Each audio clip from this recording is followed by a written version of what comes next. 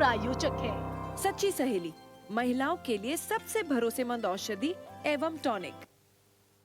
वंदे मातरम, आप देख रहे हैं नेटवर्क 10 और बिहार झारखंड की खबरों के साथ मैं दीप्ति द्विवेदी।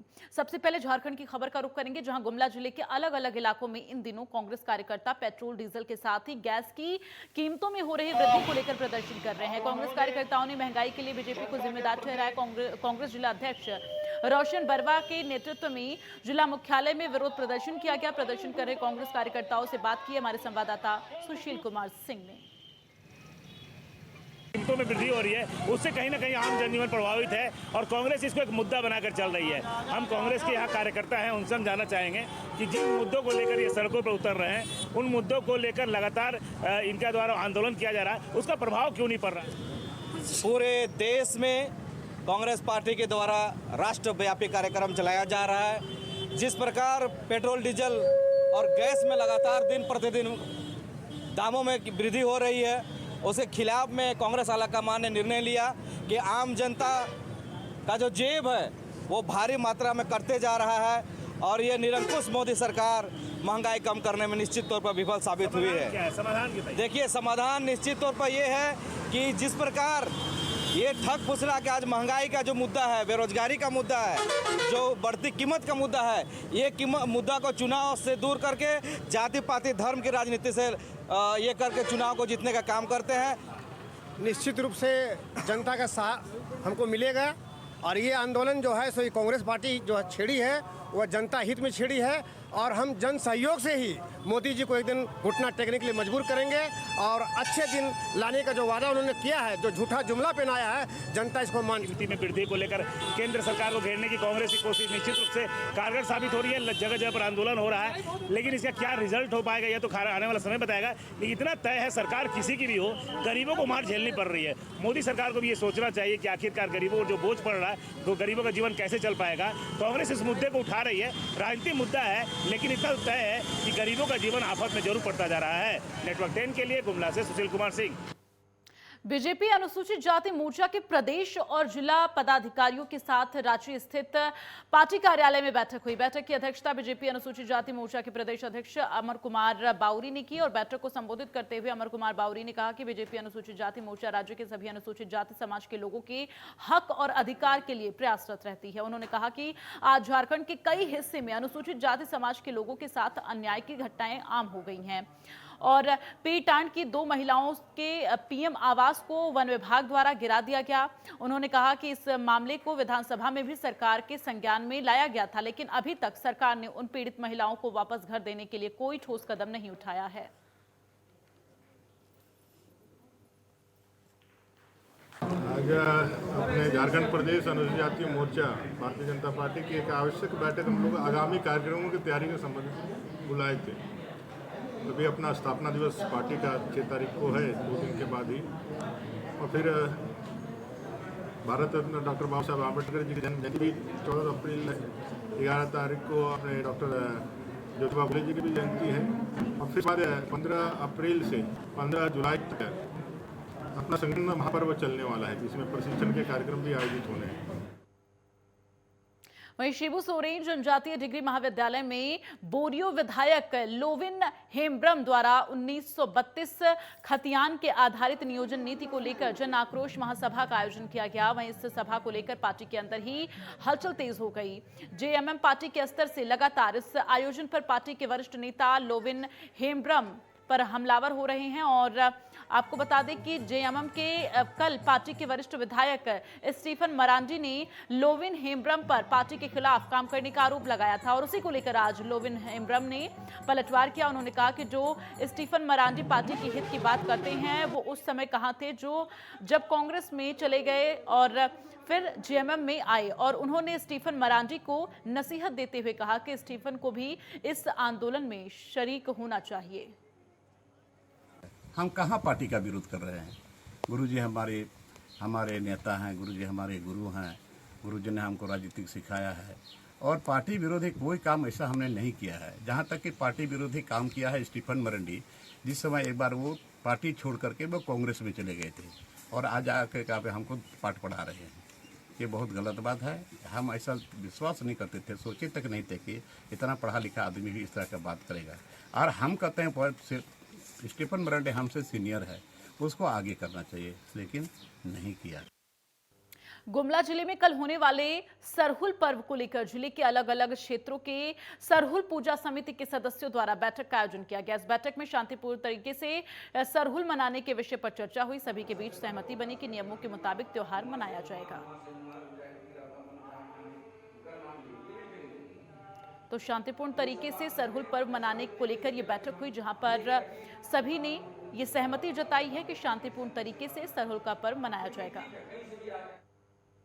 चतरा सदर थाना परिसर में शांति समिति की बैठक हुई। बैठक के दौरान सभी, आपको बता दें, प्रशासन ने सभी अखाड़े के अध्यक्ष को पर्व को शांतिपूर्ण ढंग से मनाने के साथ साथ सरकार के गाइडलाइन का पालन करते हुए पर्व को मनाने की अपील की है। और बैठक में मौजूद अलग अलग अखाड़ों के सदस्यों ने कहा कि अगर रात में जुलूस निकालने की इजाजत नहीं दी गई तो इस साल जुलूस नहीं निकालेंगे। वक्ताओं ने कहा कि सरकार अगर इजाजत नहीं देती है तो इसका हम भी शांतिपूर्ण तरीके से विरोध करेंगे। बैठक के दौरान पुलिस प्रशासन ने उपस्थित अखाड़ों के सदस्यों से बनाए जाने वाले मंच और चिकित्सा व्यवस्था और अलग अलग जगहों पर किए जाने वाले बैरिकेडिंग की भी जानकारी ली। बैठक की अध्यक्षता अनुमंडल पुलिस पदाधिकारी अविनाश कुमार ने की और मौके पर बीडीओ गणेश रजक, चिकित्सा पदाधिकारी थाना प्रभारी लव कुमार मौजूद रहे।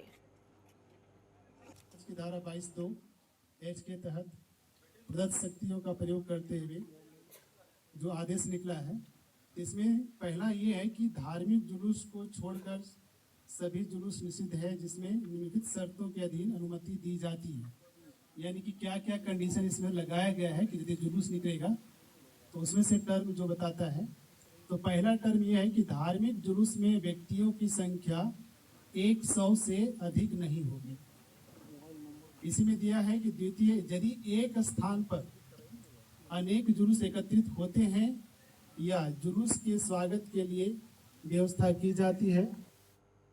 बोकारो जिले के बेरमो विधानसभा के कोयलांचल में प्रदूषण एक आम समस्या बना हुआ है। प्रदूषण की मार से त्रस्त गांधीनगर थाना क्षेत्र के स्थानीय दुकानदार और आसपास के सैकड़ों लोगों ने बाजार बंद कर प्रदर्शन किया और लोगों ने जनता मजदूर संघ के बैनर तले जुलूस के रूप में नारेबाजी करते हुए गांधीनगर थाना पहुंचकर थाना प्रभारी को ज्ञापन सौंपा। प्रदर्शन के दौरान माइंस जा रहे कोलियरी के अधिकारी को भी ज्ञापन दिया और इस संबंध में बीजेपी नेता टीनू सिंह ने सीसीएल प्रबंधन पर आरोप लगाते हुए कहा कि प्रबंधन सिर्फ प्रोडक्शन देखती है। उन्होंने कहा कि हम लोग भी प्रोडक्शन के खिलाफ नहीं है, लेकिन आए दिन एक्सीडेंट होना और डस्ट से बीमारी का खतरा पैदा होना यहां पर बना रहता है। टीनू सिंह ने सड़क बनने के संबंध में कहा है कि बेरमो विधायक ने रोड का शिलान्यास किया है, इस बात के लिए बधाई, लेकिन तब तक लोगों को राहत मिलनी चाहिए। हम लोग द्वारा एक ज्ञापन दिया गया है और हम लोग ने थाना एसडीओ साहब को ये ज्ञापन दिया है, यहाँ कॉपी दिए हैं थाना प्रभारी को कि जो आज आए दिन यहाँ पर हम लोग दुर्घटना प्रदूषण से जो झेल रहे हैं, खास महल से लेकर के 4 नंबर मोड़ तक जो कंपनी द्वारा जो गाड़ी चल रही हैं, गाड़ियाँ चल रही हैं, हजारों हजार गाड़ियाँ इस रोड पर चल रही हैं।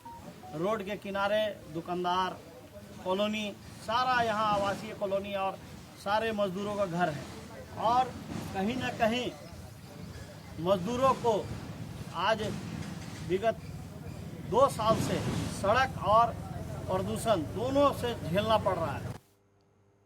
गुमला जिले में लगातार हो रही सड़क दुर्घटनाओं को रोकने को लेकर जिले के सभी थाना प्रभारी अहम भूमिका निभा रहे हैं और इसी कड़ी में घाघरा थाना प्रभारी प्रणव कुमार ने एक सूचना मिलने पर शराब पीकर वाहन चला रहे एक चालक और उपचालक के खिलाफ कार्रवाई की। प्रणव कुमार ने कहा है कि इसी तरह की लापरवाही से लोगों की जान जाती है, लेकिन कुछ लोग मानते नहीं।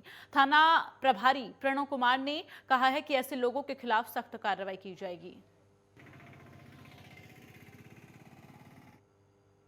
वहीं गुमला जिले के सिसई थाना प्रभारी अनिल लिंडा द्वारा इन दिनों इलाके में अपराधियों की गिरफ्तारी को लेकर काफी गंभीरता से काम किया जा रहा है। सिसई थाना क्षेत्र के ही पिलखी मोड़ में हवाई फायरिंग कर भय पैदा करने वाले गिरोह के सदस्यों की गिरफ्तारी को लेकर पुलिस छापेमारी कर रही है और इसी मामले में कार्रवाई करते हुए पुलिस ने एक अपराधी को गिरफ्तार किया। थाना प्रभारी अनिल लिंडा ने बताया कि उनका मकसद इलाके को अपराध मुक्त करना है ताकि आम लोगों को किसी प्रकार की परेशानी ना हो। गिरफ्तार कर गुमला जेल भेज दिया गया है।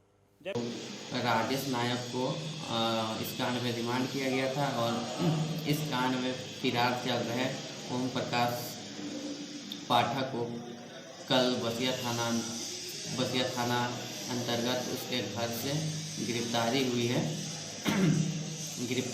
है और उसे आज जेल भेजा जा रहा है। घरेलू विवाद के बाद मायके गई पत्नी को मनाना युवक को महंगा पड़ गया। विवाद सुलझकर पत्नी को घर लाने ससुराल पहुंचे युवक को अपनी जान गंवानी पड़ी। ससुराल आए दामाद की पत्नी और अन्य ससुराल वालों ने लाठी डंडों से पीट कर निर्मम हत्या कर दी। मामला चतरा जिले के घोर नक्सल प्रभावित कुंदा थाना क्षेत्र के सोहरलाट गांव का है। घटना की सूचना मिलते ही तड़के सुबह गांव पहुंची पुलिस ने मृतक के शव को कब्जे में लेकर पोस्टमार्टम के लिए भेजा और मृतक के परिजनों के मुताबिक बुटकुइया गांव निवासी 35 वर्षीय खेहाली गंजू को 2 दिन पहले अपने ससुराल सोहरलाट गांव गया था और जहां पहले के विवाद को लेकर पत्नी के साथ उसका फिर विवाद हो गया था, जिसके बाद झगड़े से नाराज पत्नी और दूसरे ससुराल वालों ने पीट कर उसकी निर्मम हत्या कर दी। मामले में मृतक के परिजनों के बयान के आधार पर सभी आरोपियों के खिलाफ FIR दर्ज की गई है। लड़ल थे झगड़ल थे तो मार मीटिंग भी होल है। ओकर में लड़की भी कबूल कर ले कि आपसे ऐसे ना करबो से फिर ओकर बाद लावल गले नान लेबो कर लेते। ओकर बाद फिर मनमानी भाग के गेलो से फिर गले भाई 2-3 बार लावे तैयो ना अलो। फिर लेके आदमी लेके गले थी लगे 18 गाड़ी से तैयो फिर लेके तैयो ना अलो। ओकर बाद फिर छोड़िए दिलती तो फिर 5 गो रेंगन हती तो 4 गो रेंगन के भाई लेके आ गलो तो फिर भाइयों के नानलक बाद फिर भौजा एलो नानबो कर लेती। फिर भौजा एलो से फिर भाग के चल गलो तो भाई फिर कमा चल गए।